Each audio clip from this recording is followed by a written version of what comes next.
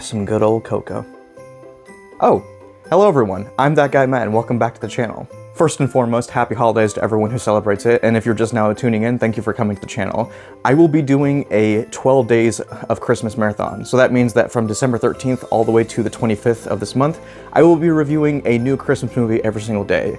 And they might range from something absolutely ridiculous like Santa Jaws all the way up to some of the classics like Home Alone and Black Christmas. It's going to be really exciting, so if you're just now tuning in, thank you guys so much for watching, and be sure to subscribe and like if you want to actually see more of this in the future. So without further ado, let's go ahead and jump into our 12 Days of Christmas marathon.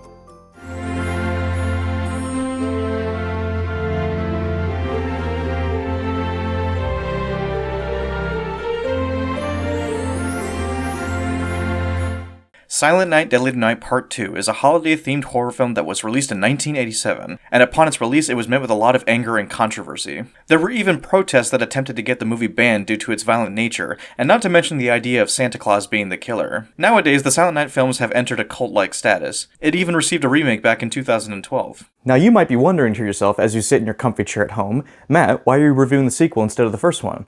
Well, that's because I technically am. Well, sort of. In all seriousness, the sequel recaps the first film's events, so much so that the first 40 minutes of the film is entirely dedicated to it, so it's not at all necessary to see to understand what's going on. That being said, I will try and recap the first movie's events as best I can so that we can all stay caught up. So without further ado, go ahead and grab yourself some hot cocoa as we delve into Silent Night, Deadly Night Part 2, and see if being silent does in fact make you more deadly. The movie begins with our protagonist, Ricky, played by Eric Freeman, as he smokes a cigarette inside of what seems to be an interrogation room. Eric was committed to a psychiatric hospital for murders that he apparently had committed, and is being interviewed by psychiatrist Henry Bloom, played by James Newman. However, Ricky isn't exactly cordial with the man. Fuck off, Doc. Well, it's better than being called late for dinner, am I right? The doc explains that he wants to help Ricky and that he'll need to cooperate by answering some questions pertaining to his life. And Ricky does exactly that by going all the way back to his childhood. His parents were ruthlessly shot and killed by a criminal dressed as Santa Claus, and as a result, Ricky and his older brother were sent to an orphanage where they were raised by a lady named Mother Superior. And her methods of teaching right from wrong are pretty harsh. Now, I personally have never grown up in a Catholic school, but I have to be honest and say that Billy gets punished for some of the silliest reasons. When he's having nightmares about his parents' death, he's tied to a bed. When he accidentally finds two teens having sex, he's spanked with a belt. Combine all that with the holidays, and you can probably see why Billy hates Christmas as a result. It's now a few years later, and Billy is all grown up, and he finds a job at a local toy store. Not really sure if that's a good idea since it's filled with Christmas-related decorations, but whatever. Billy's boss is so impressed with his work that he makes him put on a Santa suit, which he's very much against, but he does so anyway. And to his credit, he does at least try his best. You're being naughty. I don't bring toys to naughty children. Well, he tried anyway.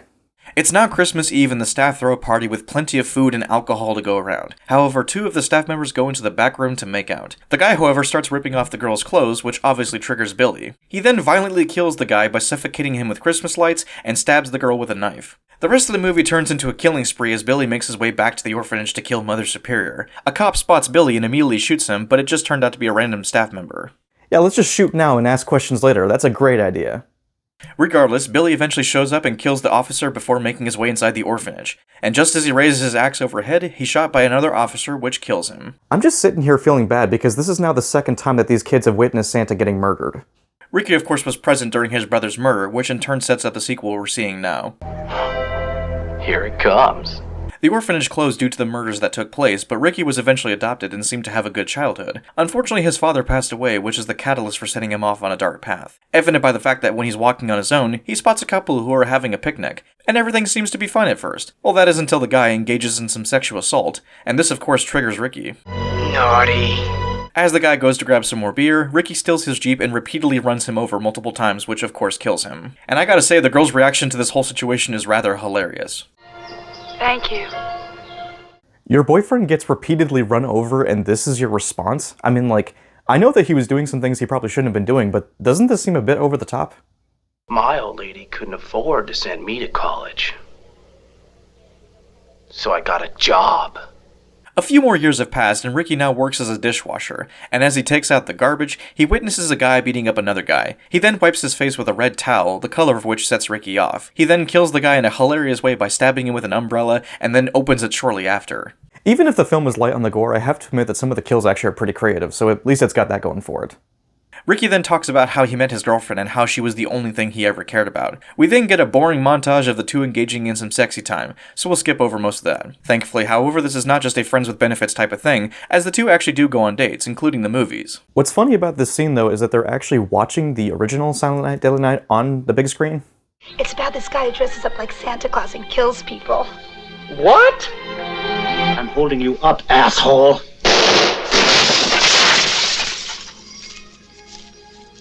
Punish. So anyway, there's this guy in the back of the theater who's constantly talking and berating the two, so Ricky decides to act upon it. Naughty. The next day, the two are walking in and they stumble into the girl's ex-boyfriend, who proceeds to harass them. It's here where Ricky goes off the hinges as he attaches some jumper cables to the guy's fillings. I just really hope he has good vision. Ricky's girlfriend obviously doesn't approve of his behavior, even going so far as to say how she hates him for it. This of course sets Ricky off as he strangles her. A nearby cop tries to detain him, but he shoots him and takes his gun. And this of course leads to some of the most funny moments in the entire film. Garbage day! Huh? No!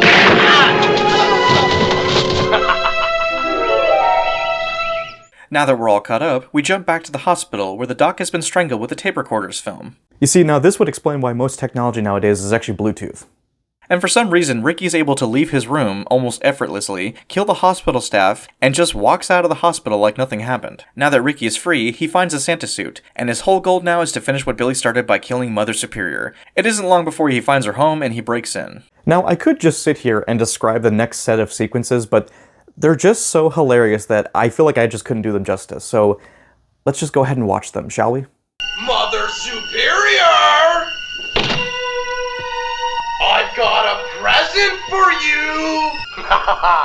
Oh, there you are! Oh, good. I love a chase! Gotcha!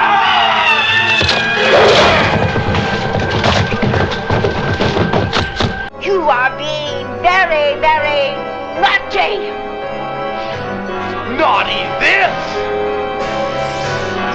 Ultimately, the police find the crime scene and the body of Mother Superior. Ricky goes to kill another victim, but the cops shoot him through a window. The movie ends with Ricky opening his eyes, leaving it open for a sequel. And there were more sequels, none of which I intend to review because they're not that great. Anyway, that was Silent Night, Deadly Night Part 2. And what can I say? It's pure 80s cheese, and it's for sure a guilty pleasure of mine.